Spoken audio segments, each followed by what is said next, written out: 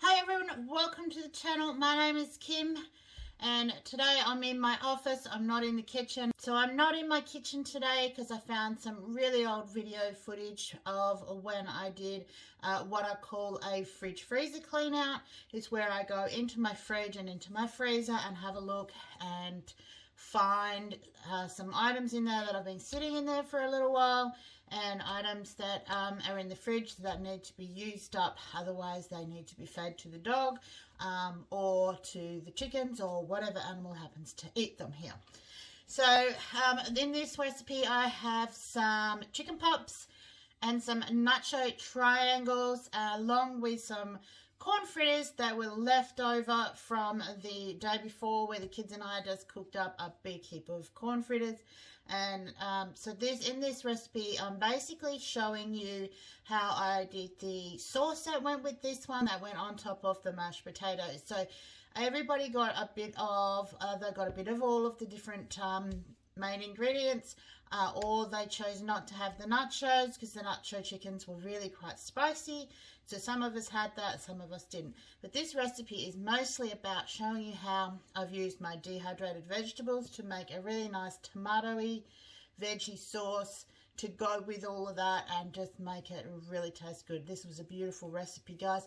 If you don't have dehydrated vegetables, you are quite welcome to go ahead and make these with your fresh vegetables and just cook them down, cook them till they're cooked and ready to go.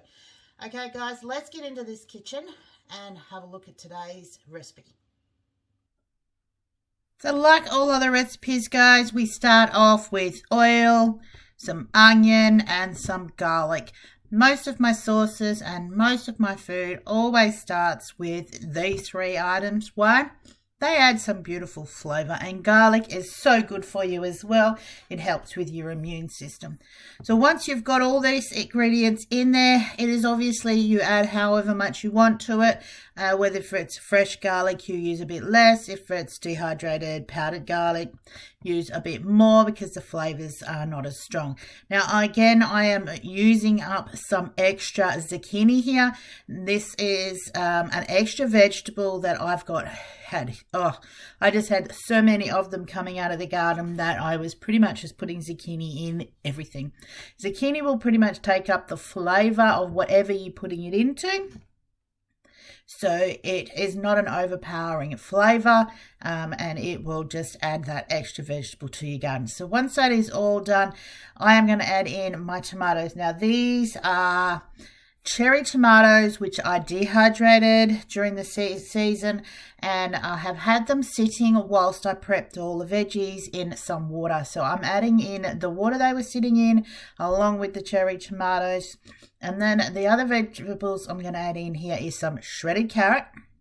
This looks a little bit weird colours because this has got purple carrot in it as well. So don't be worried about that. It is not got mold or anything on it. It is a purple carrot that's in this one.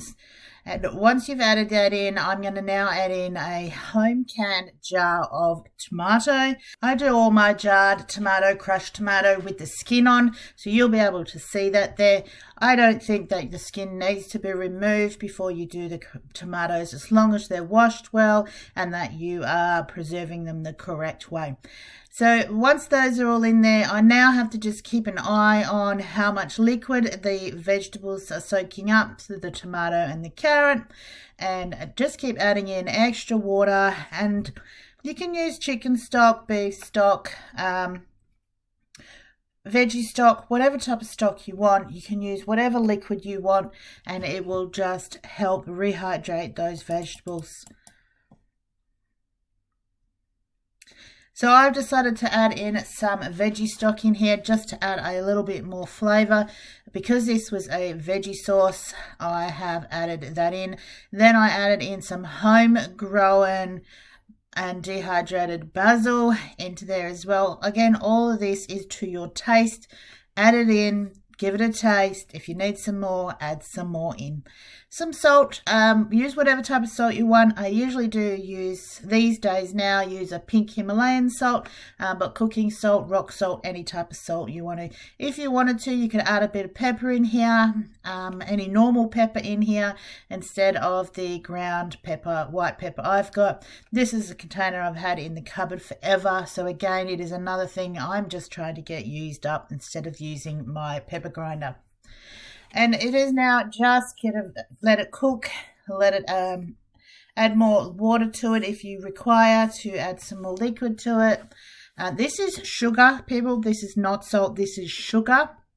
The reason you add in a bit of sugar into here is to help cut down that aftertaste, acidic taste that your tomatoes can get from sitting in the jars. And if your tomatoes are really quite acidic anyway, when you can them up, they can get a really funny aftertaste, which is quite acidic. So just add in a little bit of sugar. Doesn't matter what kind of sugar, just add in some sugar and that will help that.